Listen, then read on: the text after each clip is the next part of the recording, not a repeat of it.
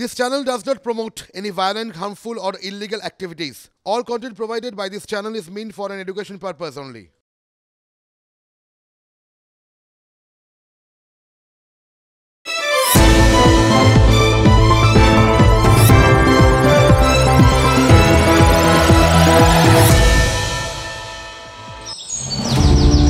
Vote এলো, booth খোলো, জনগণ ওঠরে, ওই ডাকে কমিশনে ভোট দিতে ছোটরে। শীত গ্রীষ্ম বর্ষা আমরাই ভরসা, আপনার আপদে বিপদে আমরা ছিলাম আছি। তাই আসন্ন লোকসভা নির্বাচনে আমাদের ভোট দিন, আমাদের ভোট এসে গেল, অফিসিয়ালি এসে গেল। নির্বাচন কমিশন জানিয়ে দিল লোকসভা নির্বাচন হবে 7 দফায়। We'll do it in 7 phases. Country में 4 जून को काउंटिंग हो। 7 फेज में 3 जाएंगे, उत्तर प्रदेश, बिहार एंड वेस्ट बंगाल। ভোট শুরু হবে 19 এপ্রিল, শেষ হবে 1 জুন, আর ভোট গণনা 4 জুন। এ রাজ্যে ভোট হবে 7 দফাতেই। নজরকাড়া বাহিনী আর নজরকাড়া দফায় হিংসাশূন্য নির্বাচন পরিচালনার চ্যালেঞ্জ নিচ্ছে জাতীয় নির্বাচন কমিশন। हम बिल्कुल डिटरमिन्ड हैं इस बार मसल पावर को कम करने के लिए। We are fully committed that हिंसा का कहीं कोई उपयोग नहीं होना चाहिए। Will be ruthless if anywhere the violence happens. Force जितनी भी जा रही है किसी भी राज्य में, उसका डिप्लॉयमेंट रैंडमाइज्ड हो। ऐसा नहीं कि उस फोर्स को कहीं बैठा दिया, काम नहीं कर रही, या कहीं दूसरी जगह भेज दिया जहां जरूरत नहीं है। They will be randomising the force. আশায় বাঁচে চাষা, বাংলার জনতাও আশায় বুক বাঁধল। ভোট যে সত্যি উৎসব, সেটা মর্মে মর্মে উপলব্ধি করার জন্য। আশা পূরণ হবে তো? শীত গ্রীষ্ম বর্ষা আমরাই ভরসা, আপনার আপদে বিপদে ইন্তার আশ্বাস ভাসে ভোট বাতাসে। এই দল ওই দল শীষ দেয় ব্যালটে। এইবার কোন দল জিতবে? 19 এপ্রিল ভোট শুরু, আর রেজাল্ট বেরোবে 4 জুন, অর্থাৎ ভোট পর্ব চলবে প্রায় 1.5 মাস ধরে। প্রথম পর্বে যে সমস্ত আসনে ভোট হবে, একবার সেখানকার প্রার্থীদের অবস্থাটা কী হবে একবার ভাবুন তো। পরীক্ষা দেওয়া হয়ে যাবে আর ফল প্রকাশের জন্য গালে হাত দিয়ে হাপিত্তেশ করে বসে থাকতে হবে। এতদিন ধরে ভোটটা কেন হচ্ছে বলুন তো? মানে জাস্ট মনে হচ্ছে আর কি। মানে দেখুন, এই আসবে করে ভোট তো পড়ে গেল। মানে আমরা বলি না, গরম পড়লো, শীত পড়লো, এবার ভোট পড়লো, আজকে ঘোষণা হয়ে গেল, সেটা তো বুঝলাম। কিন্তু পড়লো তো বটে, একদিন ধরে থাকবে কেন? এতদিন ধরে ভোট কখনো হতে দেখেছেন? এই বললাম না, সব কিছু অবশ্য বদলে যাচ্ছে, এটা স্লো মোশনে চলছে যেন। ওই যেরকম কেন্দ্রীয় এজেন্সিগুলোর তদন্ত চলছে তো চলছেই, এটা সেই রকম ব্যাপার হয়ে গেছে ভোটটাও মনে হচ্ছে। এই সবই এই আইসিএসসি পরীক্ষাগুলো যেরকম চলছে তো চলছেই। আগে আমাদের চট জলদি হয়ে যেত, ভোটও সেরকম আগে চট জলদি হয়ে যেত, এখন বেশ লেন্দি একটা প্রসেস। আসলে এটাই ট্রেন্ড এই মুহূর্তে, জানেন তো। আমাদের রাজ্যে এটা তো আমরা খুব ভালো জানি, অনেকেই বিভিন্ন রকম রাজনৈতিক কচকচি হচ্ছে যে ওই 7 দফায় কেন ভোট, বাংলাতে কেন 7 দফা? হ্যাঁ, বাংলাতে হবে না তো কোথায় হবে বলুন তো? আপনি খেয়াল করে দেখেছেন, আগে দুর্গাপুজো কতদিনের ছিল? 4 দিন। এখন দুর্গাপুজো বাড়তে 1 মাসের হয়ে গেছে। 1 বছরের হয়ে গেলেও খুব একটা আশ্চর্য থাকবে না। প্রথম বছরটা শেষ হলো, তার পরের বার থেকেই আবার পরের বারটা শুরু হয়ে গেল, একদম লাগাতার সিমলেস। ফলে ভোটেও ওরকম একটা লম্বা একটা কিছু হবে, এতে আর আশ্চর্য হওয়ার কী আছে? শুধু একটা জিনিস ভাবছিলাম, জানেন তো, এই যে ভোটিংয়ের মেশিনগুলো, এগুলো নিয়ে তো বিভিন্ন সময় বিভিন্ন বক্তব্য শুনি। বিরোধীরা বিশেষ করে, তারা সবসময় নিজেদের পছন্দ মতো যদি ফলাফল না হয়, তখন তারা কি বলেন, ওই কোথাও গিয়ে ওই ইভিএমে গণ্ডগোল করা হয়েছে, ওই ওর মধ্যেই কিছু গণ্ডগোল, কারচুপি নিঘাত আছে, চ্যালেঞ্জ অনেক কিছু হয়েছে। এখন অবধি কেউ প্রমাণ করতে পারেননি, কিন্তু অভিযোগ তুলতেও কেউ খুব একটা ছাড়েননি। এটা প্রত্যেকবারের নিয়ম আর কি। কিন্তু একটা জিনিস তো মাথায় রাখতে হবে, এন্ড অফ দ্য ডে নির্বাচন কমিশন বলেছে যে প্রত্যেকটা মেশিন 3 বার করে তার মক রান হয়, সবার সামনে সেগুলো পরীক্ষা করা হয়। ফলে ওগুলোর মধ্যে কোনো গণ্ডগোল হওয়ার কোনো চান্স নেই। ওই যে বলে না, এই দিকে এই চিহ্নে একটা বোতাম টিপলাম আর অন্য চিহ্নে গিয়ে ভোটটা পড়ে গেল, সেই সবের কোনো যে রাস্তা নেই। সেটা নাকি ওই 3 বার 4 বার করে মক ড্রিল করিয়ে সেগুলো লোকের সামনে পরিষ্কার করে বুঝিয়ে দেওয়া হয়। সেটাও তো বুঝলাম, চেষ্টার তো কোনো অন্ত নেই। এন্ড অফ দ্য ডে ওটা তো মেশিনই, যন্ত্র তো যন্ত্রই।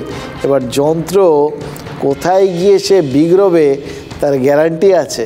এমনিতে ধরুন ওই যে প্রথমবারের ভোটটা, প্রথম দফার যাদের ভোট, সেই দফাতে বাংলা তো কোথাও কোথাও ভোট হচ্ছে, সেই যন্ত্রগুলো যেখানে থাকবে, সেই স্ট্রং রুমগুলো সব ওরকম আমাদের এই যেখানে আমরা বসে শুটিং টুটিং করি স্টুডিও, বা আমাদের মেন যে যন্ত্রপাতিগুলো যেখানে থাকে, যেখানে এডিট হয়, যেখানে যন্ত্রপাতির কাজটা বেশি, সেই জায়গাগুলোতে না আমাদের যে ছেলেপুলেরা থাকে তারা সারা বছর মোটামুটি সোয়েটার গায়ে দিয়ে থাকে।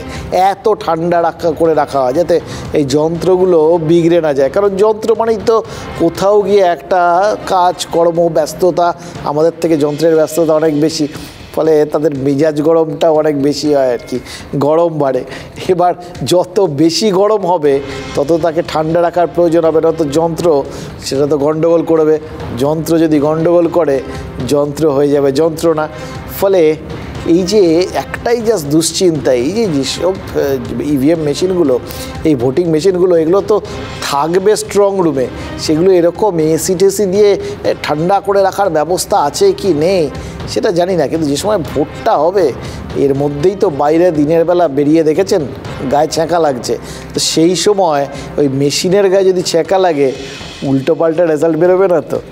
জাস্ট মনে হলো আপনাদের সাথে শেয়ার করলাম, কিন্তু ব্যাপারটা বোধহয় খুব একটা উড়িয়েও দেওয়া যায় না। তবু এই সমস্ত কিছুর পরেও অন্য ব্যাখ্যাগুলো আছে, এগুলো তো একটা টেকনিক্যাল ব্যাখ্যা দিলাম, বাস্তবসম্মত একটা ব্যাপার আর কি, এটাকে উড়িয়ে দেওয়া যায় না। কিন্তু আপাতত সেগুলো যে উড়িয়ে ধরা হয়নি, ধর্তব্যের মধ্যে এই মেশিনগুলোর ওপর প্রবল ভরসা করা হয়েছে আপনার আমার চেয়েও, সেটা তো বুঝতে পারছি। ফলে এই এত দফায় ভোট হবে সেটা বুঝতে পারছি, কিন্তু ভোটটা হচ্ছে কেন এতদিন ধরে নির্বিঘ্নে ভোট পরিচালনার জন্য? তাহলে তো বুঝতে হবে এই মেশিনের ওপর যে ভরসা আছে মানুষের ওপর তা নেই। আরও নির্দিষ্ট করে বললে রাজনৈতিক দল আর নেতাদের ওপর নেই, আপনার আমার ওপর আছে, ভোটারদের ওপর। সেটাতেও আবার অনেক সময় রাজনৈতিক দলগুলোর থাকে না, সেই জন্যই তারা আবার বিভিন্ন রকম ব্যবস্থা করে ভোটাররা কখন কি মতিগতি কী করতে কী করে বসবে, ভালো করে যে জিনিসটা বুঝিয়ে দেওয়া হচ্ছে কোথায় গিয়ে ভোট দিতে হবে, তার বদলে কোথায় গিয়ে ভোট দিয়ে দেবে। তাই জন্য আবার এই ভোটগুলো ঠিক ভোট যাতে ঠিক জায়গাতে পড়ে, মানে মধ্যে কথা নিজেদের পছন্দ মতো জায়গায় পড়ে, তার জন্য আবার বিভিন্ন রকম ব্যবস্থা করে রাজনৈতিক দলগুলো। আর তার ফলেই আবার এই কোথাও গিয়ে নির্বাচন কমিশনকে বিশেষ ব্যবস্থা করতে হয়। আজকে যেরকম এই জাতীয় নির্বাচন কমিশনার রাজীব কুমার ওই বক্তব্য রাখলেন, ভদ্র রসিক আছেন বা বেশ কিছু আজকে শায়েরি বলেছেন আর কি, মজা লাগছিল। এবং তার মধ্যে এরকম একটা নির্বাচনের দায়িত্বপ্রাপ্ত একজন ভদ্রলোক, যার ওপরে পুরো দেশ বিশ্বের সব থেকে বড় এরকম একটা গণতান্ত্রিক নির্বাচন, যেটাকে এখন সবাই গণতন্ত্রের উৎসব বলে তুলে ধরছেন, সেটা নির্ভর করছে। তিনি যখন বলেন যে এই যারা সব কিছুই তো বদল টদল হয়ে যায়, আজকাল লোকজন সব বন্ধু বদল করে যখন তখন আর কি, সেই বিষয়টা নিয়ে যখন কথা বলেন তখন কিন্তু বেশ মজা লাগে জানেন তো। মানে যাদের হাতে এই গণতান্ত্রিক প্রসেসটা রক্ষার দায়িত্ব, তারাও কোথাও এই যে নেতাদের বা জয়ী প্রার্থীদের ইধার উধার হওয়ার যে মাঝে মধ্যে তাদের মধ্যে একটা প্রবণতা তৈরি হয়, আর তাতে যে এই কোথাও গিয়ে মানুষের বক্তব্যগুলো, মতবাদ, তাদের মত সব কিছুর মান্যতা বদলে যায়, সেটা তারা যে ওই জায়গাটায় কিছু করার নেই, বসে দেখতে হয়। কিন্তু ভেতরে যে একটা প্রতিক্রিয়া তৈরি হয় সেটা কিন্তু আজকে নির্বাচন কমিশনারের বক্তব্যের মধ্যে দিয়ে পরিষ্কার। दुश्मनी जमकर करो लेकिन ये गुंजाइश रहे, दुश्मनी जम के करो लेकिन ये गुंजाइश रहे, जब कभी हम दोस्त हो जाएं तो शर्मिंदा ना हो। और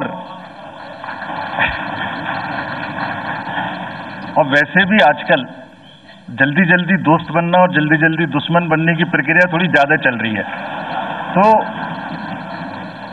तो पार्टीज कम से कम ऐसा ना गंदा बोलें कि वो एक दूसरे के दुश्मन बन जाएं और फिर कुछ ना हो सके।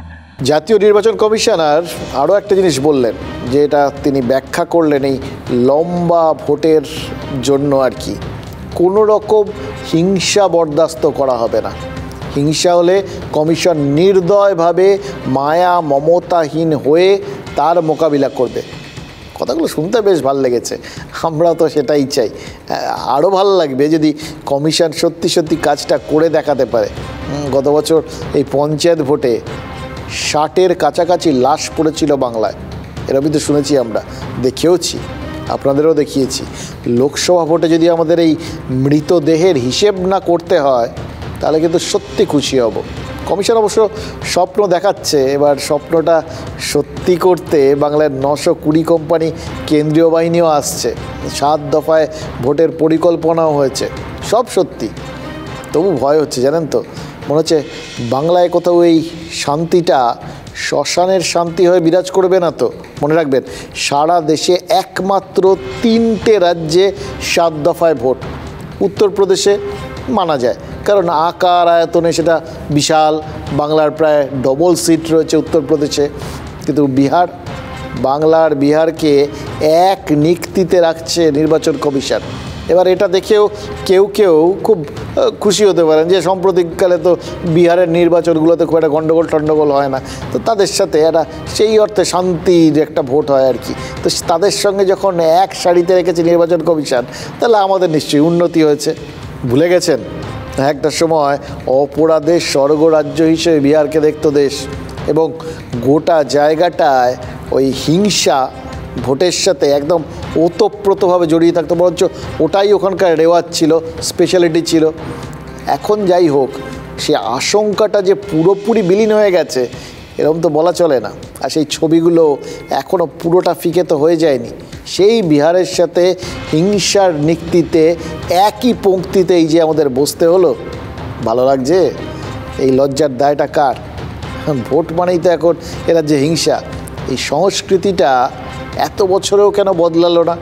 বিভিন্ন দল তো বিভিন্ন সময় তাদের জায়গা বদলি করে নিল, সরকার বদলালো, কিন্তু এই ভোটে হিংসার সংস্কৃতি এটা তো একই রকম রয়ে গেল, আর তো কোনো বদল নেই। রাজনৈতিক দলগুলোর কি কোনো নৈতিক দায়িত্ব ছিল না এই ব্যাপারে? এই মাসের শুরুতেই প্রায় 150 কোম্পানি কেন্দ্রীয় বাহিনী রাজ্যে চলে এসছে, যারা এসেছেন বাংলার জল হাওয়ার সঙ্গে এতদিনে তারা খাপ খাইয়ে নিতে পেরেছেন বলেই তো ধরে নেওয়া যায়।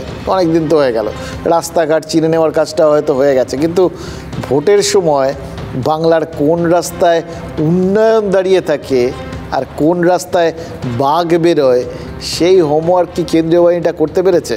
এ রাজ্যে তো বাঘের অভাব নেই, আর জঙ্গলে যতই বাঘ বিলুপ্ত হোক না কেন, বাংলায় বাঘের প্রাদুর্ভাব সেটা কিন্তু চমকপ্রদ, মানুষ বাঘ। আজ নির্বাচন কমিশনের সাংবাদিক বৈঠক শুরু হওয়ার সঙ্গে সঙ্গেই সারা দেশে কিন্তু আদর্শ আচরণবিধি লাগু হয়ে গেল। নির্বাচন কমিশনের হাতে চলে গেল দেশের যাবতীয় প্রশাসনিক দায়ভার। সেই জন্যই বোধহয় তারা ওই কথাটা বলেছেন, জানেন তো, কোথাও গিয়ে বাংলার কথা মাথায় রেখে এবার যে তাদের এই গোটা বিষয়টা সামলাতে হবে সেটা মাথায় রেখেই তারা সম্ভবত একদম স্পেসিফিক্যালি শুরুতে যে বক্তব্যগুলো শোনাচ্ছিলাম তার মধ্যে বলেছেন নির্বাচন কমিশনার যে ওই বাহিনী যারা গেছে তারা কোথাও বসে থাকবে না, বা আগের দিন রাত্রিবেলা তাদের বেশ খাইয়ে দাইয়ে আরামে রেখে দেওয়া হলো এবং নিজেদের পছন্দ মতো জায়গায় তাদের মোতায়েন করে দেওয়া হলো, যেখানে দরকার তারা সেখানে গেলই না, সেটা হবে না। এটা বলার সময় কি কোথাও গিয়ে বাংলার ছবিটা ওই নির্বাচন কমিশনারের চোখের সামনে ভাসছিল? নাম করেননি, নাম না করলেও কাहीं পে নিগাহে কাहीं পে নিশানা, কোথাও গিয়ে ইঙ্গিতটা কি বাংলার দিকেই করলেন? জানি না, আসলে আমরা তো ঘর পোড়া গরু, ওই জন্য সব কিছুতেই মনে হয় যে সিঁদুরে মেঘ দেখছি আর কি, বা একটা ভেতরে একটা গিল্ট ফিলিং থাকে না, ওই সেই রকম আর কি। চোরের মন পুলিশ, আমাদের মনও বাহিনী, সেরকম ব্যাপার আর কি। বিধি মোতাবেক উত্তরাখণ্ডের সরকারি দফতর থেকে প্রধানমন্ত্রীর ছবি সরানো হয়েছে, কারণ ওই নির্বাচন কমিশনের দায়িত্বে এখন বিশেষ নির্বাচনী বিধি লাগু হয়ে গেছে। ফলে এই যে চিন্তাভাবনাগুলো বা এই ভয়গুলো সেগুলোরও কি এই বিশেষ নির্বাচনী বিধি লাগু হয়ে যাওয়ায় বদলে যাওয়ার সময় এসছে? সম্ভাবনা কতটা, এটার দিকে কিন্তু আমরা তাকিয়ে আছি। বললাম ঘর পোড়া গরু। এইটা সবসময় মাথায় রাখবেন। আমাদের জন্য চিন্তাভাবনাগুলো একদম ব্যক্তিগত কেন্দ্রিক, আমাদের বাংলা কেন্দ্রিক, এর বাইরে আমরা আর কিচ্ছু ভাবতে চাই না। এটা তো আমরা জানি যে এই মুহূর্তে এই নির্বাচন কমিশন তারাই সর্বেসর্বা। নরেন্দ্র মোদী, মমতা বন্দ্যোপাধ্যায়রা প্রধানমন্ত্রী, মুখ্যমন্ত্রী থাকবেন, কিন্তু বিপর্যয় মোকাবিলা সহ সব কিছু মানে কিছু কিছু আপৎকালীন দায়িত্বভার পালনের ক্ষমতা ছাড়া আর কোনো ক্ষমতাই কেন্দ্র বা রাজ্যের প্রশাসনের হাতে তো রইল না। ফলে এখন তো আমাদের যাবতীয় কিছুতেই নির্বাচন কমিশনের দিকেই তাকিয়ে থাকতে হবে। গোটা প্রশাসনিক ব্যবস্থাটাই আপাতত নির্বাচন কমিশনের হাতে। জেলা প্রশাসনের মাধ্যমে কেন্দ্রীয় বাহিনীকে পরিচালনা করার কাজটাও কিন্তু ওই কমিশনই করবে। সিআরপিএফ কি পারবে? আমাদের চারপাশে যত বাঘ ঘুরে বেড়াচ্ছে আর আমাদের মতো নিরীহ লোকজন, সোজা কথায় বাঘে গরুকে এক ঘাটে জল খাওয়াতে পারবে এই সমস্ত কেন্দ্রীয় বাহিনী? এই যে এত কোম্পানি এসছে, তর্জন গর্জন কিন্তু ইতিমধ্যেই শুরু হয়ে গেছে। ভারতীয় জনতা পার্টি আর তার রিপ্রেজেন্টেটিভরা হচ্ছে সুভাষ সরকার। এদের ধরে দামোদর নদীতে ভার বিসর্জন দেওয়া উচিত। এদেরকে ধরে দামোদরে বিসর্জন দেওয়া উচিত। কারণ প্রতি বুথে কেন্দ্রীয় বাহিনী ছাড়া পশ্চিমবঙ্গে ভোট সম্ভব নয়। অলরেডি কিছু কিছু জায়গায় ধমকানো চমকানো শুরু হচ্ছে, তবে সংখ্যাটা অনেকটা কম। তৃণমূল বুঝতে পেরে গেছে তাদের ডুবে যাওয়ার টাইম এসে গেছে। ভোটের আওয়াজও শুনবে গ্রামের লোক, কিন্তু ভোটের আওয়াজ শুনিয়ে ভয় দেখানোর চেষ্টা করলে আমাদের উপর কোনো যদি অবিচার অত্যাচার হয়, 15 দিন পর সেই ফোর্স চলে যাবে। 15 দিন পর আমরা কিন্তু বাংলায় থাকবো, তখন কিন্তু আমরাও বুঝে নেব। এই বুঝে নেওয়াটা হচ্ছে সবচেয়ে গণ্ডগোলের জিনিস, জানেন তো। এই কে যে কখন কি বোঝে সেটার দিকে তাকিয়ে আমাদের দিন কেটে যায়।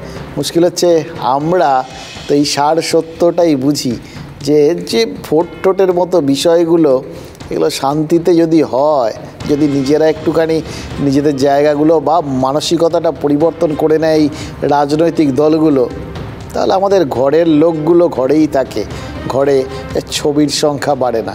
আমরা এর বাইরে কিচ্ছু চাই না। আমরা এই সহজ সত্যটাই বুঝি। আমাদের কাছে এইটুকুনি মেন চাহিদা। রাজা আসে, রাজা যায়, কিন্তু বাড়ির লোক যাতে বাড়িতে থাকে এটাই আমরা চাই। এই আজকের দিনটা জানেন তো, এই শুরুতে যে সময়টায় ওই বললাম যে মুহূর্তে নির্বাচন কমিশনের ওই প্রেস কনফারেন্সটা শুরু হলো এবং তাতে ওই নির্বাচন কমিশনার বিভিন্ন শের শায়েরি শুরু করলেন, তারপর মনে হচ্ছিল বেশ জমজমাট হতে চলেছে, একটা কাব্যিক দিন শুরু হতে চলেছে। আর তারপর দেখলাম যে কাব্য হবে ঠিকই, কিন্তু তার মধ্যে কোথাও একটু প্যারোডির টাচটা থাকলে ব্যাপারটা আরও বেশ জমে যাবে। শুরুতে নজরুলের ওই প্রভাতী কবিতার প্যারোডি, ভোর হলো দোর খোলর, শুনলেন তো আপনারা। আর এবার রবীন্দ্রনাথ, সোশ্যাল মিডিয়ায় কেউ একজন রবীন্দ্রনাথের ওই বাংলার মাটি বাংলার জলের অনুকরণে একটা অসাধারণ লেখা লিখেছেন। তার বিভিন্ন প্যারাগ্রাফগুলো রয়েছে। আমার মনে হচ্ছিল এই ভোট নিয়ে কথা বলতে বলতে ওই প্যারাগ্রাফগুলো ধরে ধরে এগোলেই আপনার আমার চাহিদা, আপনার আমার ভয়, হ্যাঁ, আর এই রাজনৈতিক দলগুলোর সম্পর্কে আপনার আমার মানসিকতা, এই সবটা ব্যাখ্যা হয়ে যাবে। এই যে বলছিলাম না, ওই আমাদের বোঝাটা আলটিমেটলি ওই কে কোথায় বুঝে নেবেন সেটা বুঝতে বুঝতেই আমাদের দিন চলে যায়। আর আমরা তার ফলে ঠিক কিভাবে এই বিভিন্ন পলিটিক্যাল পার্টি আর কি, তারা কিভাবে আমাদের দেখে সেটা বুঝে ফেললে আমাদের মনের মধ্যে কি চলে সেটা ওই যে কবিতাটা লিখেছেন ভদ্রলোক সোশ্যাল মিডিয়ায় প্যারোডি, সেইটার মধ্যে দিয়ে বুঝতে পারছিলাম। বাঙালির ছুতো, বাঙালির ছল, খুঁতখুঁতে যত পলিটিক্স দল, সুপ্ত হোক, গুপ্ত হোক, লুপ্ত হোক, হে ভগবান। এটা রাজনৈতিক নেতাদের ভাল লাগবে না। কে আর লুপ্ত, গুপ্ত, সুপ্ত হতে চায়? বরঞ্চ এই সমস্ত ভোটের সময় তাদের তো একটাই চিন্তা, যাবতীয় বিরোধিতা সেগুলো সুপ্ত হোক, যাবতীয় তাদের যে প্রতিপক্ষ যারা আছে তারা লুপ্ত হোক, এটাই তাদের চাহিদা। ফলে মুশকিল হচ্ছে আমরা ওই যে যারা আর কি একটু ভাবি যে একটু শান্তিতে থাকবো, আমাদের নিজেদের ভোট টোটগুলো নিজেরা দেবো, এরকম একটা গোষ্ঠী তাদের গুপ্ত হোক, এটাও কেউ চায়। এবং লাস্ট লাইনটা হে ভগবান, ওই একই আছে আমাদের মানুষের, আর কি আছে বলুন। কিন্তু আম বাঙালি কত কিছুই তো চায় তো বটে, পায় কি? নেতারা জানেন যে সব কিছুর একটা এক্সপায়ারি ডেট আছে। ওই যে শুনলেন না, ভোট পর্ব মিটলে একদিন কেন্দ্রীয় বাহিনী ফিরে যাবে, তাদের এখানে থাকারও একটা এক্সপায়ারি ডেট আছে। তাড়াতাড়ি এসছে, তাড়াতাড়ি ফিরে যদি না যায়, দেরি করেও ফিরে যাবে তো বটে, ফিরে যাবে ওই কমিশন নিযুক্ত যে ভোট পর্যবেক্ষকরা, তারাও তো চলে যাবে। আর তারপর তো একদিন ওই জাতীয় নির্বাচন কমিশনের হাত থেকে আইন শৃঙ্খলা ফের যার হাতে ফিরে আসার সেখানে ফিরবে। তাই হয়তো এই অরূপ চক্রবর্তী, কল্যাণ বন্দ্যোপাধ্যায়রা এখন থেকে ওই দিনগুলো গুনতে শুরু করে দিয়েছেন।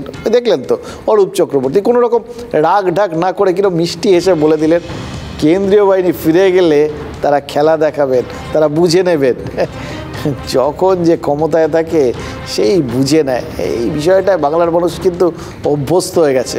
তবু একটা কথা কিন্তু না বললেই নয়, ভোটের আগে আর ভোটের পরে কোথাও গিয়ে কনফিডেন্সের ফারাক হয়ে যাবে না তো? 19 শতকের গোড়ায় স্যামুয়েল ক্লিমেন্স নামে এক ভদ্রলোক ছিলেন আমেরিকায়। তার ছদ্মনামটা বললে আপনারা আরও সহজে তাকে চিনতে পারবেন, মার্ক টোয়েন। এই নামেই তাকে বেশি লোকে চেনে আর কি। তো মার্ক টোয়েন বলেছিলেন, there are 3 kinds of lie, damn lie and then come statistics। অর্থাৎ মিথ্যে 3 রকমের, মিথ্যে, ডাহা মিথ্যে, আর তারপর আসে পরিসংখ্যান। স্ট্যাটিস্টিক্সও ডাহা মিথ্যে হতে পারে। মার্ক টোয়েনের এই যে সাবধান বাহিনীটা, সেই সাবধান বাহিনীটা মাথায় রেখেই কিন্তু কিছু পরিসংখ্যান আজ আপনাদের সাথে শেয়ার করব। কারণ এই চারপাশে যা চলছে এবং বিভিন্ন মানুষের সাথে কথাবার্তা বলে সবাই মিলে বেশ কিছু বিষয় পরিসংখ্যানের মধ্যে দিয়ে তুলে ধরার চেষ্টা করছেন। ফলে সেই পরিসংখ্যানগুলো আপনাদের সঙ্গে শেয়ার না করলেই নয়। ভোটের বাদ্যি বেজে গেল, 4 জুন রেজাল্ট। কি বলছে বাংলা, কি বলছে জনতার মন? নিউজ 18-এর ওপিনিয়ন পোল বলছে 42 আসনের মধ্যে 25টি আসন পেতে পারে বিজেপি, তৃণমূল পেতে পারে 17টি আসন। অন্যদিকে এবিপি আনন্দ সি ভোটার সমীক্ষা বলছে বিজেপি পেতে পারে 19টি আসন, 23টি আসন পেতে পারে তৃণমূল। TV9 পোল স্ট্যাটের সমীক্ষায় বিজেপি পেতে পারে 26টি আসন, তৃণমূল পেতে পারে 16টি আসন। সমীক্ষায় এগিয়ে বিজেপি, ইভিএমে কি এগিয়ে থাকবে? দেখুন, আপনাদের সামনে বিভিন্ন চ্যানেলের, আমাদের শুধু না অন্য চ্যানেলের, তাদের যে স্ট্যাটিস্টিক্সগুলো, তারা যা পরিসংখ্যান তৈরি করেছেন, ওপিনিয়ন পোল, মানুষের মতামত নিয়ে বিভিন্ন যে স্ট্যাটিস্টিক্স তৈরি করেছেন, সেটা তো তুলে ধরলাম। এতগুলো তুলে ধরলাম তার একটাই মাত্র কারণ এটা আমার নিজের ধারণা, এগুলো এখন একটা দিক নির্দেশ করছে, কিন্তু এর মধ্যে তো অনেক জিনিস মিসিং, তাই না? বেসিক জায়গাটাই মিসিং। এই মুহূর্তে এটা মানুষের হয়তো ইন জেনারেল চিন্তাভাবনা, তার একটা ছাপ বিভিন্ন চ্যানেলের এই সমস্ত সমীক্ষাতে উঠে এসছে। কিন্তু এখনও তো বহু আসনে সেখানে তো প্রার্থী ঘোষণা হয়নি। এরকম তো হতেই পারে যে প্রার্থী ঘোষণা হলো তাতে গোটা ব্যাপারটা ঘুরে গেল, এটা একটা সম্ভাবনা রয়েছে। দ্বিতীয় সম্ভাবনা কি, যে প্রার্থী হলো সে শেষ মুহূর্তে বা ভোটের পরে অন্য দলে চলে গেল। ফলে কোনোটাই কিছু বোঝা যায় না। এই ব্যাপারটা বুঝে মাথায় রাখতে হবে। ওই জন্য মার্ক টোয়েনকে সবার আগে স্মরণ করে নিয়েছি আর কি। আরও কিন্তু এর মাঝখানে এগুলো তো একটা ইন জেনারেল ট্রেন্ডটা দেখলে বোঝা যায় মানুষের মনের ভেতরে কোথাও গিয়ে কি খেলা করছে, একটা ধারণা তো পাওয়া যায়। এটা যদি পুরোপুরি নাও মেলে কোনো জিনিসটা, কিন্তু তাও ধরতে হবে যে একটা সংখ্যক মানুষের মনের মধ্যে কিন্তু এই ধরনের চিন্তাভাবনা রয়েছে, এটাকেও উড়িয়ে দেওয়া যায় না। এটাও খুব ইম্পর্টেন্ট। এটা আমার ধারণা। আমরা আরও সমীক্ষা করব এবং যত সময় যাবে, যত আমরা ভোটের দিকে এগোবো, আরও অনেক কিছু ঘটবে। একটা ছোট্ট ঘটনাতে গোটা বিষয় বদলে যেতে পারে। ফলে কোন জিনিসটা কতটা ভোটগুলো মানুষের মন তো সেটা কোন দিক থেকে কোন দিকে সুইং করবে, সেটা প্রতি মুহূর্তে সেই সমস্ত সমীক্ষাগুলোয় আপডেট হবে। যেরকম আপডেট আসে না সফটওয়্যারের, সেরকম আর কি এগুলোরও আপডেট আসবে আর কি, আপনারা বুঝতে পারবেন সেগুলো। কিন্তু এই সমস্তর বাইরে গিয়ে একটা জিনিস একটু খেয়াল করে দেখুন তো, আমাদের লোকসভায় যারা আর কি ক্ষমতায় আসতে চায় তারা তো একটা টার্গেট নিয়ে এগোয়, একটা ম্যাজিক ফিগার দরকার, যেটার ও পেয়ে গেলে ক্ষমতায় আপনি চলে এলেন। এই আমাদের লোকসভায় সেটা কত? 272, তাই তো? সবাই জানি। কারোর মাথায় আছে সেটা? কারোর মাথায় নেই। এখন ম্যাজিক ফিগার হয়ে গেছে 400, বিজেপির জন্য 370। এটাই তো শুনেছি এবং এখন আমরা সেটা নিয়ে আলোচনা করতে শুরু করে দিচ্ছি কত হবে। এই কীরকম জানেন তো ব্যাপারটা? এই ধরুন 2 দিন হলো জাস্ট এই আমাদের পেট্রোল ডিজেলের দাম কমেছে, 2 টাকা করে কমেছে। 103 টাকার আশেপাশে এখন পেট্রোল রয়েছে, যেটা মাঝখানে একটা সময় প্রায় 110 টাকার কাছাকাছি চলে গেছিলো, সেখান থেকে কমতে কমতে এসছে হচ্ছে 103। আমাদের প্রচুর স্বস্তি লাগছে, 103, অনেক দাম কমে গেছে। খেয়াল করে দেখেছেন যে এই বেশ কয়েক বছর আগেও, বেশি দূরে না, অল্প কয়েক বছর আগেও এই দামটা 70-এর আশেপাশে ঘোরাফেরা করতো। কি অদ্ভুতভাবে আমাদের প্রত্যাশাটা, আমাদের চিন্তাভাবনাটা 100 পার হয়ে গেছে। এই 70 থেকে 100-র মধ্যে যে 30-এর ফারাক, এটা তো আমরা অভ্যস্ত হয়ে গেছি। এটাও সেরকম আর কি, ওই কোথাও গিয়ে 272 নেই মাথার মধ্যে, আমরা তার বদলে 370 না 400 সেই নিয়ে নিজেরা লড়ালড়ি করে যাচ্ছি, আলোচনা করছি, যাবতীয় কিছু ওইটার মধ্যেই হচ্ছে, তাই না? তার কারণ ওই কোথাও গিয়ে মোদি একবার বলে দিয়েছেন 400, আপ কি বার 400 পার, এনডিওর জন্য সেটা টার্গেট, আর বিজেপির জন্য 370। গোটা আলোচনা সেদিকে ঘুরে গেছে। এটা হচ্ছে মনস্তত্ত্ব। এই মনস্তাত্ত্বিক বিষয়গুলোই কিন্তু নিয়মিত রাজনীতিকরা খেলে থাকেন। একদিনের ক্রিকেট, সেখানে মানে এই সমস্ত আস্কিং রেট, টার্গেট, টোটাল এগুলো বললেই এখন ক্রিকেটের কথা মনে পড়ে যায়। একদিনের ক্রিকেটে এক সময় 200টা বেশ স্বস্তিদায়ক একটা টোটাল ছিল, তারপর 300 হলো। 300 কোনো ব্যাপার না, আরও বেশি হওয়ার দরকার, যখন তখন 300 পেরিয়ে যায়। 2009 সালে কংগ্রেস 206টা আসনে জিতে সরকার গঠন করেছিল, আর বিজেপি 370-এর জন্য ছুটছে। প্রধানমন্ত্রী নরেন্দ্র মোদী ওই লোকসভায় ওই টার্গেট সেট করে দিয়েছেন। যেদিনই সেই টার্গেট সেট করেছেন বিজেপি আর এনডিএর জন্য, সেদিনই কিন্তু প্রশ্নটা জেগেছিল জানেন তো মনের মধ্যে, মোদী এটা কেন করছেন? 2টো কারণ। প্রথম কারণ, আরও উঁচুতে ওড়ার জন্য তিনি আকাশটাকেই আরেকটু উঁচু করে দিলেন। দ্বিতীয় কারণ, জয় আসছেই এটা ধরে নিয়ে বিজেপির কর্মীরা যেন আত্মতুষ্ট না হয়ে যান, তার জন্য তিনি প্রত্যেক দিন এই টার্গেটটাকে একটু একটু করে বাড়িয়েছেন এবং এখন এত উঁচুতে রেখে দিচ্ছেন। কংগ্রেসকে হারানো, ক্ষমতায় আসা এখন বিজেপির কাছে আর লক্ষ্যই নয়, কিন্তু মোদি ফিরছেন সেটা ধরে নিয়ে বিজেপি কর্মীরা যদি ঢিলে দিয়ে দেন, তাহলে কিন্তু 2004-এর বিপর্যয় ঘটে যেতে পারে। অথবা এরকম হলো, বিজেপি ক্ষমতায় এলো কিন্তু বাংলায় তৃণমূল, হিন্দি বলয়ে কংগ্রেস, এই উত্তরপ্রদেশে জাতিভিত্তিক দলগুলো এরা বেশ শক্তিশালী হয়ে টিকে রইল। এটা কিন্তু বিজেপির কাছে ওই পেনাল্টি মারার মতো ব্যাপার হয়ে যাবে। গোল করলে সবাই বলবে এটাই তো হওয়ার ছিল, মিস করলে এগুলো তাদের কাছে মিসের মতো। সবাই বলে এই পেনাল্টি তো গোল করতে পারলো না। ঠিক যেরকম করে ওই 200 বলে ধাক্কা খেতে হয়েছিল 2021-এ, ঠিক সেরকমই এবারের জন্য কিন্তু কোনো রকম যদি একটু ঢিলে দেয় কেউ, এবং তার মাঝখান দিয়ে ওই যেগুলো বললাম বিরোধিতার এই যে ছোট ছোট শিখা, সেগুলো যদি দাবানলের মতো জ্বলে ওঠে, বিজেপির বিরুদ্ধে যদি এগুলো আবার কোনো সময় একত্রিত হয়, তাহলে তো মুশকিলের গল্প।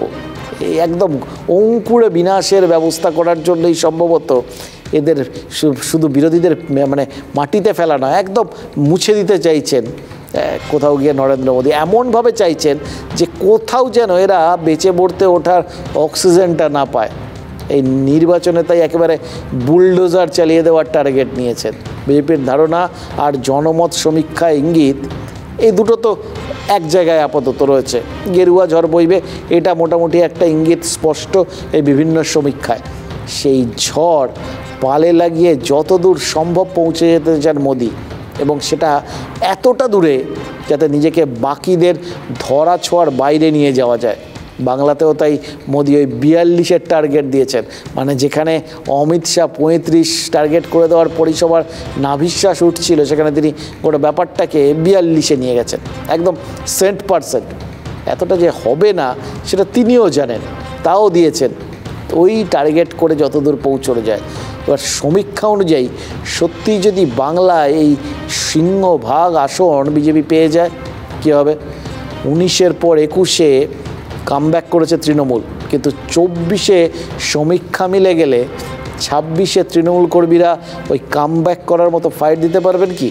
হয়তো সেটা বুঝেই তৃণমূলও রেকর্ড সংখ্যক আসনে জেতার একটা সাহসী ঘোষণা করে যাচ্ছে, যাতে তৃণমূল কর্মীরা ওই সমানে সমানে টার্গেট হতোদ্যম না হয়ে লড়াইয়ের ময়দানে বুক চিতিয়ে থাকেন। অন্তত এটা বলতে পারেন, ওরা 42-এ টার্গেট করছে, আমাদেরও টার্গেট তো 42-এ, অন্তত টার্গেটে তারা যে পিছিয়ে নেই, এটাই কিন্তু তাদের মনোবলটা ধরে রাখার সবথেকে বড় ওষুধ। অন্তত 30 থেকে 35 তৃণমূল কংগ্রেস পাবে, বাম এবং কংগ্রেস শূন্য পাবে। বিজেপির আসন বাকিগুলি থেকে কতটা কমানো যায় সে লড়াই তৃণমূল দিতে শুরু করেছে 42-এ টার্গেট করে। শুনলেন তো, মোটামুটি গোটা বিষয়টার মধ্যে কেউ কোনো রাগ ঢাক রাখেন না, কে কটা পাবেন সবাই পরিষ্কার করে সব জানেন। ফলে নেতারাও যখন এরকম একটা কনফিডেন্টলি তারা ডেট ঘোষণা করেন, তারা সংখ্যা ঘোষণা করেন, ফলে জনমত সমীক্ষা করে অনেক মানুষের মতামত নিয়ে একটা স্ট্যাটিস্টিক্স দাঁড় করালে তাতে বোধহয় খুব একটা মহাভারত অশুদ্ধ হয় না। সে যাই হোক, কিন্তু এই স্ট্যাটিস্টিক্সটা সত্যি অথবা মিথ্যে প্রমাণ করার জন্য নেতাদের মধ্যে কিন্তু একটা মানে তাগিদ কাজ করে, তারা সেই জন্য কাজও শুরু করে দিয়েছেন। সেই কাজটা দুর্জনেরা যাকে ডোল বলে থাকেন আর কি, সোজা বাংলায় খয়রাতি। এবার সেই খয়রাতি বাবদ দেদার খরচ তো হচ্ছেই, এটা গত কয়েক মাস ধরেই দেখছি। এবার সেটা আর এই মুহূর্তে আর ভোট ঘোষণা হয়ে গেল আর সম্ভব নয়, তাই আগেই ভোট ঘোষণার আগেই দুহাত উপুর করে দিয়েছে রাজ্য আর কেন্দ্র দুয়ের শাসক দলই। এটা কিন্তু আমাদের জন্য ভালো, সাধারণ মানুষের জন্য। এবার এইখানেই হচ্ছে আসল প্রশ্নটা, কার ডোল ভোটারের মনে কতটা দোল দেবে তার উপরেই কিন্তু নির্ভর করছে কোন দল ভোটের পর ওই খোল করতাল নিয়ে বেরোবে। তবে যে দলই শেষ হাসুক না কেন, বাঙালির চেক, বাঙালির ক্যাশ বঙ্গ হয়ে এলে বাঙালির গ্যাস সস্তা হোক সস্তা হোক সস্তা হোক, হে ভগবান। বাঙালির এই আশা ইতিমধ্যে খানিকটা পূরণ হয়েছে, কিন্তু আরও কতটা পূরণ হবে তা বুঝতে আরও কিছু কথা বলতে হবে, জানেন তো, যে কথাগুলো আজ না বললেই নয়।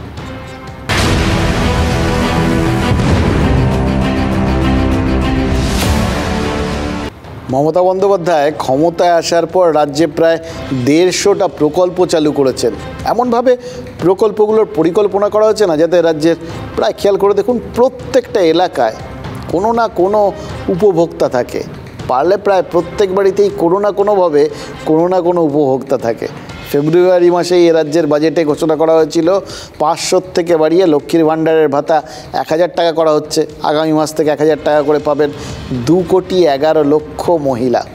2,11,00,000 সংখ্যাটা দেখেই বুঝতে পারছেন কেন লক্ষ্মীর ভাণ্ডারের ভাতা বাড়লেও ওই ডিএ বকেয়া থেকে যায়। এরা যে 14 লক্ষ সরকারি কর্মী আর পেনশনভোগী রয়েছেন, আর ওখানে 2,11,00,000, কোনো মানে তুলনাই হয় না। ভোট ব্যাংকের হিসেবে লক্ষ্মীর ভাণ্ডার উপভোক্তাদের তুলনায় যারা কমজোরি তাদের নিয়ে রাজ্যের সরকার বা তৃণমূল কেন ভাবতে যাবে বলুন তো। তবে ডিএ বকেয়া থাকলেও আগাম বোনাসের আশ্বাস কিন্তু রাজ্যের কর্মীরা ইতিমধ্যেই পেয়ে গেছেন। এটা খুব ইন্টারেস্টিং। মার্চের প্রথম সপ্তাহে এই নোটিফিকেশন জারি করে রাজ্য জানিয়ে দিয়েছে যে সংখ্যালঘুদের জন্য 6,000 টাকা করে ঈদের বোনাস দেওয়া হবে। আর 23 থেকে 30 সেপ্টেম্বরের মধ্যে, একদম নির্দিষ্ট দিন 23 থেকে 30 সেপ্টেম্বরের মধ্যে পুজোর বোনাস পাবেন সরকারি কর্মীরা। ভাবুন তো, অক্টোবরে পুজো, কিন্তু ভোটের বছর বলে বোনাসটা ঘোষণা হয়ে গেল মার্চ মাসে। এমনকি নগদ টাকা কবে হাতে আসবে সেই দিনক্ষণও জানিয়ে দেওয়া হলো। একদম পুরোটা ফুল প্রুফ। কোথাও গিয়ে আপনার মনে কোনো রকম সংশয় থাকবে না। নেহাত এটা আপনি ভাবতেই পারতেন যে এটা তো ওই পুজোর আগে জানালেই হতো। পুজোর আগে ভোটটা তো হতো না, ভোট পেরিয়ে যেত। বাঙালির থলে বাঙালির ব্যাগ, মাসকা বাড়িতে বাঙালির ট্যাগ, এভাবে যদি সব সময় পূর্ণ হোক মানে পূর্ণ করার জন্য রাজ্য বা কেন্দ্রের সরকার উদ্যোগী হয়, তাহলে তো 16 কলা পূর্ণ হয়। কিন্তু ওই বললাম, মানুষের সব প্রয়োজন যদি সরকার মিটিয়ে দেয়, এবং সেটা যদি আগেভাগেই মিটিয়ে দেয়, সরকারকে মানুষের আর কোনো প্রয়োজন হবে কি? চাঁদের আলো নিয়ে কত রোমান্টিকতা, তাই না? কারণ চাঁদ অন্ধকার বজায় রেখে নরম আলো দেয়, কিন্তু সূর্য তার কাণ্ড দেখুন, অন্ধকার দেদার দূর করে দিয়ে চারপাশে রোদ ঝলমলে করে দেয়। তাই সূর্য নিয়ে কেউ কোনোদিন রোম্যান্স করে না। সূর্যের আলোয় তোমায় দেখেছিলাম, এইটা কাউকে কোনোদিন বলতে শুনেছেন? কোনোদিন শোনেননি। বরং গরমের দিনে সূর্যি মামা মুখ ঢাকলেই মানুষ একটু বেশি খুশি হয়। রাজনৈতিক নেতারাও এটা কিন্তু বিলক্ষণ বোঝেন। তাই টাইমে সব যদি একদম যখন যেটা মিটিয়ে দেওয়ার তখনই সেটা তারা মিটিয়ে দেন, মানুষ কদর করবেন না, এটা সব বুঝে যায় তারা। তারা ওগুলো সব জমিয়ে রাখে, চারপাশে অন্ধকার সব, মানে এই প্রাপ্তির জায়গাটায় প্রত্যাশাটা তৈরি করে দেন। প্রাপ্তির ভাণ্ডারটা ফাঁকা থাকে, অন্ধকার হয়ে যায় মুখগুলো, কারণ প্রত্যাশা পূরণ হচ্ছে না। তারপর নির্বাচনের সময় আসে, সেই সময় তারা একটু দান ধ্যান করেন, যাতে ওই বিধিভঙ্গ হয় না, আবার মানুষের মনে ওই হালকা একটা চাঁদের আলোর মতো কিছু প্রাপ্তির আলো চলে এলো, আর মনের মধ্যে টাটকা থাকলো বিষয়টা। বিনিময়ে কী চাই সেটা আর বলে দিতে হবে নাকি? দুনিয়াটা যে দেওয়া নেওয়ার ওপর এটা চলছে, এ হাতে নাও এ হাতে দাও, সেটা কিন্তু দুধের শিশুও বোঝে। আমরা সেই ছোটোবেলার থেকে অবশ্যই ঘুষ টুসগুলোতে অভ্যস্ত হয়ে গেছি। ডোল, ঘুষ বলা চলবে না, ডোল। এই ডোলে আমরা সবাই কিন্তু অভ্যস্ত হয়ে গেছি, এবং এটা আমাদের বাবা মারা দায়ী, আমরাও দায়ী আমাদের বাচ্চাদের জন্য। পড়তে বস, অঙ্কটা যদি ঠিক করে করিস, একটা চকলেট দেবো, বা তাড়াতাড়ি খেয়ে নাও, এটা খেয়ে নিলে আজকে ওই একটা লজেন্স কিনে দেবো, অথবা এখন এক্ষুনি ঘুমিয়ে পড়ো, তাহলে বিকেলবেলা ঘুরতে নিয়ে যাব। সবই তো এই কিছু দিলে কিছু পাওয়া যাবে, এরকম ব্যাপার আর কি। এ হাতে নাও এ হাতে দাও, এটাকে ঘুষ ছাড়া আর কী বলবো। যাই হোক, খেলনার লোভ, চিপসের লোভ, চকলেটের লোভ, দেদার লোভ, টেকনিক্যালি এগুলো সব কটা ওই বললাম ডোল। তাহলে নেতারা এটা ওটা দিলে আমরা ওই ডোলে ডডুল হয়ে উঠি কেন? তার কারণ অবশ্য একটাই, এর একটা কারণ আছে। লোকে সবাই আমরা ভাবতেই পারি যে আমাদের বেলায় কোনো দোষ নেই, আর সব কিছু নেতাদের বেলায় দোষ। এটার কারণও আছে। নেতারা জনতাকে আসল প্রাপ্য থেকে বঞ্চিত করে অল্প কিছু দিয়ে সন্তুষ্ট রাখে, আর ভোটের সময়টুকু ছাড়া মনেও রাখে না। নেতারা জনতাকে ডোল দেন, কিন্তু নেতাদের ডোল কে দেবে? তাদেরও কি ডোল পেতে ইচ্ছে করে না?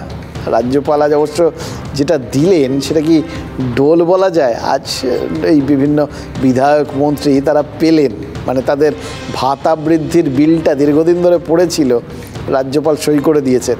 এটা কি ভোটের আগে জনপ্রতিনিধিদের বোনাস না ডোল? কি জানি না কীভাবে বলবেন। যদি ডোল হয় বা ছেড়ে দিন, যাই হোক, কিছু দেওয়া তো হলো, এর বিনিময়ে দিলে তো ওই বললাম কি এই হাতে নিলে ওই হাতে দিতে হয়। বিনিময়ে রাজ্যপাল কী চান? এই অনুমোদনের আড়ালে কোনো সুপ্ত অনুরোধ রয়েছে কি? এইটা আমরা এক্সপেক্ট করতে পারি, আমরা আমাদের মতো করে। রাজ্যপাল নিশ্চয়ই মনে মনে ভাবছেন, বাবা আর যাই করো, এই তো দিয়ে দিলাম, এবার ওই উস্কানি দিয়ে আর অশান্তি পাকিও না, ভোটে যেন হিংসা টিংসা না হয়। আসলে ভোটের হিংসা নিয়ে না রাজ্যপালের একটা দুশ্চিন্তা রয়েছে, এবং এখানে আসার পর থেকে তিনি বুঝেছেন যেখানে হিংসার ব্যাপারটা বেশ ভালো জিঁকে বসে আছে। এবং রাজ্যপাল যে এখনও মানে এই সামনের যতই এত কেন্দ্রীয় বাহিনী আসুক, তারপরেও যে এই ভোট নিয়ে, ভোটে হিংসার আশঙ্কা নিয়ে রীতিমতো শঙ্কিত, সেটা কিন্তু তার কথাতেই পরিষ্কার। রাজ্যপাল রাজ্যবাসীকে সেই জন্য আশ্বাসও দিয়েছেন যে ভোটের দিন তিনি নিজেই রাস্তায় থাকবেন। এর আগে হনুমান জয়ন্তীর দিন রাজ্যপাল রাস্তায় নেমেছিলেন, আর হাইকোর্টের নির্দেশে নেতারা ঘরে ছিলেন, মুখও বন্ধ রেখেছিলেন, ঝামেলা হয়নি। রাজ্যপাল আবার রাস্তায় নামবেন বলেছেন, নেতারা তারা ওই ঝামেলাহীন নির্বাচনের দায়িত্বটা তারা নেবেন কি? I will be in the field right from day one of the election. My two priorities will be to see that violence is ended, corruption is ended in election. That I will do to the best of my ability. I will be on the road at 6 a.m. before others wake up. I will be acting as part of the Jan Raj Fund or Mobile Raj Fund. I will be available with the people. You know what I once said during the Panchayat election? Political holy with the human blood will not be allowed in Bengal anymore. রাজ্যপাল একটা জ্ঞানী গুণী লোক, ভোটের দিন বাড়িতে থাকবেন ধরনের পাগলা দাশু টাইপ স্টেটমেন্ট করে পদটার মানে অপব্যবহার করবেন না। ভোটের দিন রাস্তায় রাজ্যপালের কোনো কাজ নেই। First he should read the stories of পাগলা দাশু রিটেন বাই সুকুমার রায়। মাননীয় রাজ্যপালকে আমি একটাই কথা বলবো, রাজনৈতিক পার্টির পুলিং এজেন্ট ভোট প্রেমিসের ভিতরে বসে না, গেটের কাছে বসে, তারপরে প্যারামিলিটারি বসে। এইটা লাগু করুন। কত ধান কত চাল, তৃণমূল কটা সিট পাবে মানুষ বুঝে নেবে। সবাই মিলে কি কঠিন কঠিন অ্যাসাইনমেন্ট দিয়েছেন রাজ্যপালের জন্য ভাবুন তো। এমনিতে কুণাল ঘোষের যে পরামর্শটা ইংরেজিতে দিয়েছেন যাতে বুঝতে সুবিধা হয়, মানে তারা যে বাংলা শেখানো শুরু করেছিলেন সেটাতে রাজ্যপাল খুব বেশি এগোননি, এটা বুঝতে পারছি। তারাও নিশ্চয়ই রিয়েলাইজ করেছেন, ফলে বাংলায় বলেননি, একদম ইংরেজিতে তর্জমা করে দিয়েছেন। পাগলা দাশুটা পড়তে হবে। সুকুমার রায়ের যে কোনো সময় জানেন তো আমাকে ভাবায় সুকুমার রায় যতই পড়বেন ততই দেখবেন কি সুন্দর গূঢ় সব রহস্যগুলো কি সহজ সরলভাবে আমাদের চোখের সামনে ভাসতে শুরু করে দিয়েছে। রাজ্যপালের জন্য এটা ডেফিনেটলি যে কোনো মানুষের জন্যই এই সুকুমার রায়ের পড়ার পরামর্শটা একটা সৎ পরামর্শ। কিন্তু তারপরে ওই অর্জুন সিং যে অ্যাসাইনমেন্টটা দিলেন সেটা কিন্তু বেশ কঠিন। ওটা খাতায় কলমে করে দেখাতে হলে বেশ সমস্যায় পড়তে পারেন। সে যাই হোক, সচিন তেন্ডুলকার যা পারেন সেটা কি আর সবাই পারেন? যেরকম সচিন যা পারেন শুভেন্দু অধিকারী পারেন না। সচিন ক্রিকেটের ভগবান, শুভেন্দু রাজনীতির মাঠের খেলোয়াড়, তুলনাটাই টানা যায় না, তুলনা টানছিও না। আমরা শুধু বলছি যে সচিন তেন্ডুলকার যা করে দেখিয়েছিলেন তা শুভেন্দু অধিকারী পারেননি। ভাবছেন তো কেন হঠাৎ সচিনকে নিয়ে টানাটানি করছি এই ভোটের বাজারে?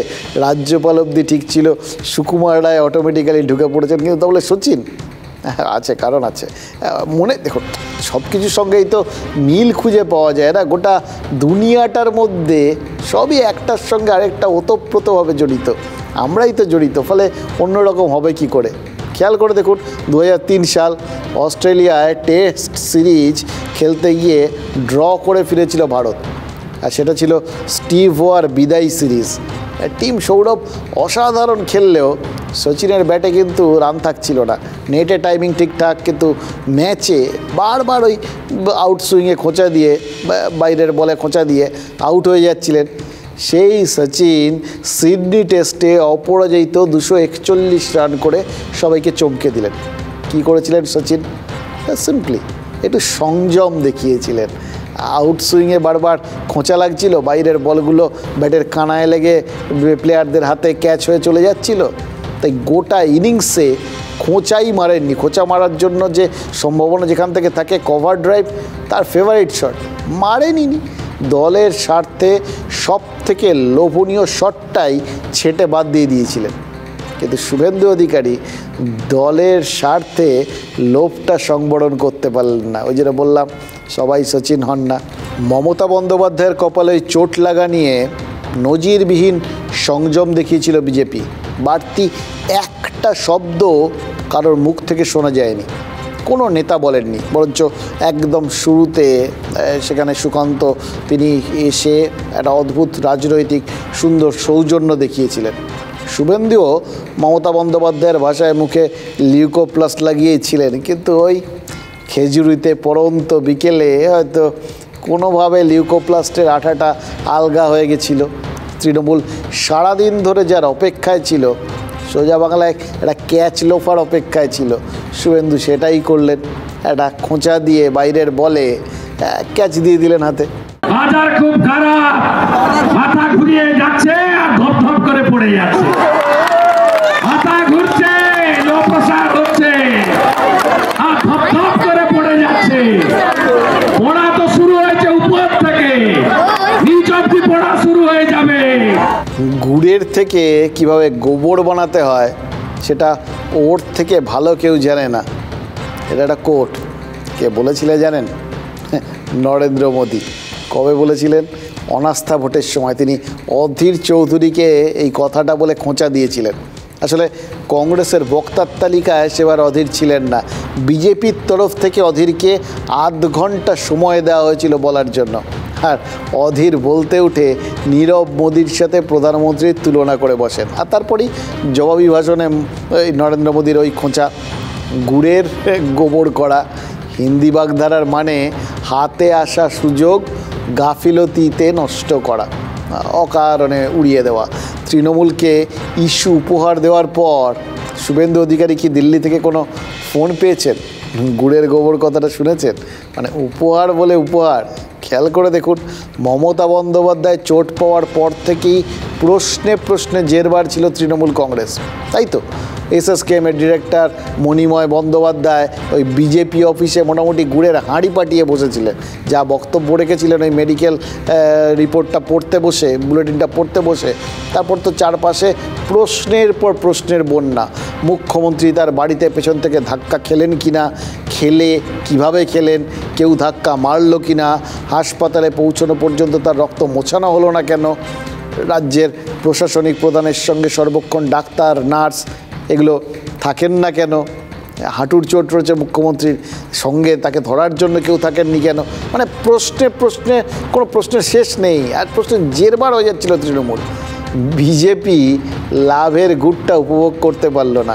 সৌজন্যে শুভেন্দু অধিকারী খেজুরিতে তার সভার চতুর্দিকে ওই মোবাইলের স্লিপ কর্ডন বানিয়ে রেখে দিয়েছিল তৃণমূল কংগ্রেস, ওই ক্যাচ লুকবে বলে। শুভেন্দুর মুখ থেকে কথাটা খসলো, ব্যাস মুহূর্তে ভাইরাল। আর শুভেন্দু খেজুরির থেকে কাঁথি পৌঁছানোর আগেই একের পর এক মহিলা নেত্রীর ওই নিন্দা ভিডিও সোশ্যাল মিডিয়া আছড়ে পড়তে শুরু করে দিল। যে নিম্নরুচির পরিচয় দিয়েছেন এবং মা বোনেদের প্রতি ওনার ভেতরে যে এক গভীর ঘেন্না রয়েছে, অসম্মান রয়েছে, সেটা প্রকাশ পেয়েছে। শুভেন্দু অধিকারী আমাদের মুখ্যমন্ত্রীকে যেভাবে আক্রমণ করেছেন, আমি মানুষ হিসেবে, একজন মহিলা হিসেবে ধিক্কার জানাই। অসুস্থতায়, বিপদে বা দুর্ঘটনায় যারা এইরকম নিম্ন রুচির মন্তব্য করতে পারেন তারা মনুষ্যত্বহীনতায় ভুগছেন। শুধু শুভেন্দুকে নয়, তার পরিবারকে রাজনৈতিক প্রতিষ্ঠা দিয়েছেন মমতা বন্দ্যোপাধ্যায়। সেখানে এই ভাষা, পূর্ব মেদিনীপুরের মানুষ কড়ায় গন্ডায় এর জবাব দেবে। আসলে এখন রাজনীতিতে না এই খোঁচা দেওয়ার বিষয়টা প্রবলভাবে চলছে। ইস্যুগুলোকে নন ইস্যু করে দিয়ে নন ইস্যুকে ইস্যু করার জন্য এই সমস্ত খোঁচা টোচা লাগে। ইস্যু কি কম পড়িয়াছে, এইটার জন্যে খোঁচা দরকার। যেভাবে দেখবেন না খেজুর গাছে ওই কোথাও শলাবি দিয়ে রেখে দেয় যাতে সেখান থেকে গড়িয়ে গড়িয়ে রসটা হাঁড়িতে এসে পড়ে, একটা খোঁচা লাগে আর কি। কোথাও গিয়ে খোঁচা দিলেই তারপর বেরিয়ে আসবে যা আসার। অভিষেক বন্দ্যোপাধ্যায় তিনিও কিন্তু লাগাতার এই খোঁচাটাই দিয়ে চলেছেন, বিজেপিকে চ্যালেঞ্জ জানিয়ে যাচ্ছেন। গত 3 বছরে 100 দিনের কাজ আর আবাস যোজনায় বাংলায় 1 পয়সাও বরাদ্দ হয়েছে কি? জবাব চেয়ে কেন্দ্রকে একের পর এক বিতর্কে চ্যালেঞ্জ ছুঁড়েছেন তৃণমূলের সাধারণ সম্পাদক। এবার এর জবাবটা প্রত্যাশিত ছিল না, কিন্তু ঘটনা হলো বঙ্গ বিজেপি তারা আবার এক্স হ্যান্ডেলে তারা পাল্টা জবাব দিয়েও বসে আছে।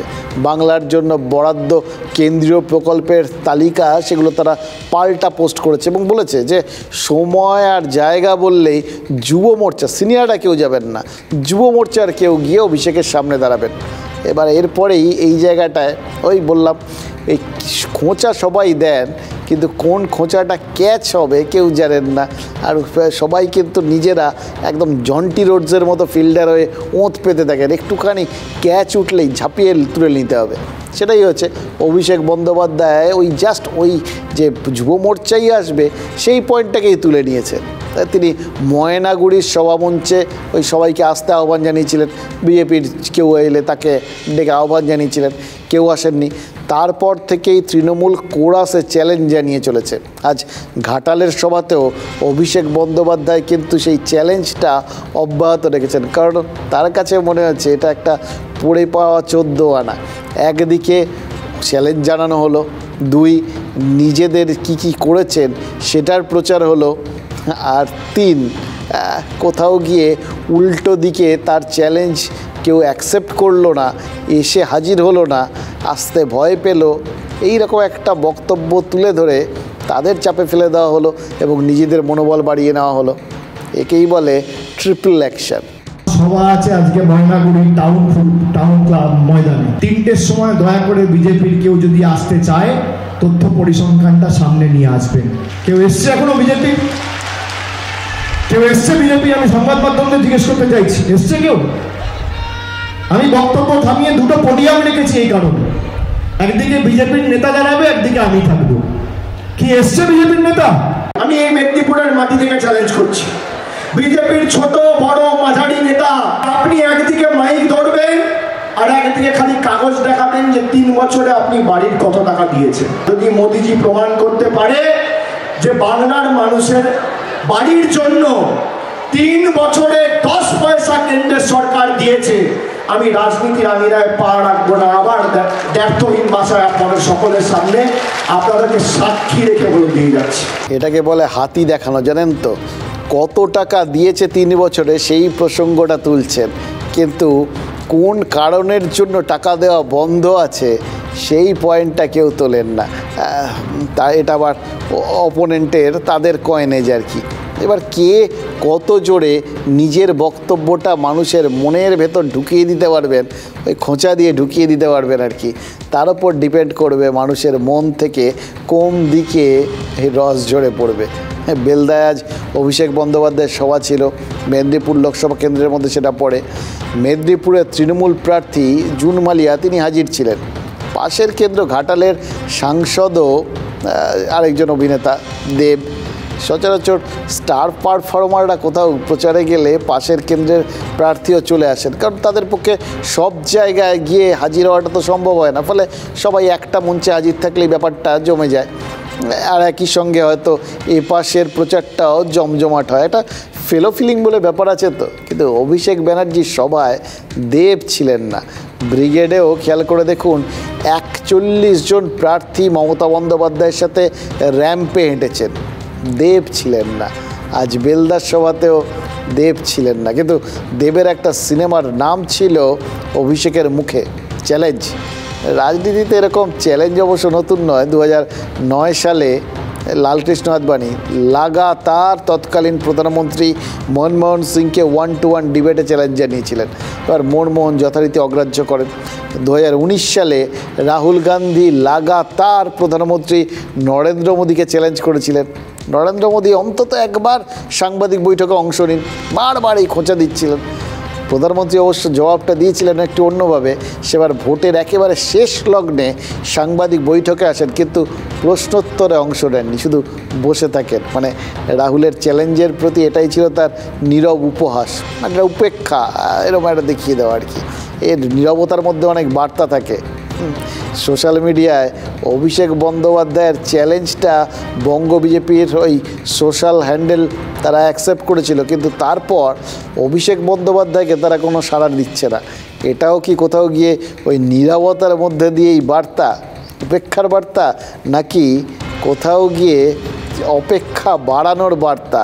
এক্ষেত্রে আবার সেই ক্রিকেটের সেই বিষয়টা মনে পড়ে যাচ্ছে, জানেন তো? সৌরভ সচিনের কথা বলছিলাম তো, তাই আজকে হঠাৎ করে মনে পড়ে গেল। সৌরভ গাঙ্গুলিও কিন্তু একবার এরকম স্টিভ ওয়াকে মাঠের মধ্যে অপেক্ষা করিয়ে রেখেছিলেন। ওর মঞ্চে আমরা যাবো কেন? চোরের সাথে আমাদের ছবি উঠবে কেন?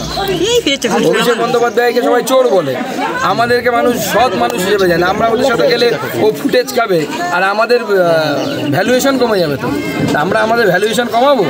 উনি যুক্তি দিন, আমরা আমাদের যুক্তি দেবো। 2024কে বলা হচ্ছে ভোটের বছর। শুধু ভারত নয়, বিশ্ব জুড়ে 64টা গণতান্ত্রিক দেশে এবার ভোট হচ্ছে। ভাবা যায়? তবে সব দেশে যে ভোট হবেই, মানে ভোটটা ভোটের মতো হবেই, তার কোনো মানে আছে নাকি? এই রাশিয়া যেরকম, সেখানে ভোট চলছে, পুতিনের পঞ্চমবার প্রেসিডেন্ট হওয়া একেবারে নিশ্চিত তার আগের থেকেই, কারণ বিরুদ্ধে কোনো প্রার্থী পাওয়া যাচ্ছিল না। এটা এটা এটা বিশ্বের সমস্ত রাষ্ট্রের কাছে আমাদের একটা বিরাট বড় গণতান্ত্রিক জয় আর কি। 96 কোটির বেশি বৈধ ভোটদাতা, সেখানে ইউরোপের জনসংখ্যায় 75 কোটির কম, তাই না? ভোটার সংখ্যার নিরিখে ভারতকে একাই একটা মহাদেশ বলা কি খুব অন্যায় হবে? 4 জুন পর্যন্ত সেই মহাদেশের সব থেকে বড় উৎসবটা চলবে। একে বিশ্বের সব থেকে বড় উৎসব বলা সেটাও কি খুব বাড়াবাড়ি হবে? কিন্তু শুধু সংখ্যায় বড় হয়ে তো লাভ নেই, বৃহত্তম গণতন্ত্রের আচরণও তো ওই সবার কাছে অনুকরণীয় হতে হবে, তাই না? যাতে গোটা দেশ এমন একটা জায়গা তৈরি করে দেয় সবার সামনে, এমন একটা আচরণবিধি, এমন একটা উৎসব, সব থেকে বড় একটা গণতান্ত্রিক উদাহরণ তুলে ধরে যে গোটা বিশ্ব তাকিয়ে দেখবে এবং মানবে। এমনিতেই গোটা বিশ্ব ভারতের এই সাধারণ নির্বাচনের দিকে তাকিয়ে রয়েছে।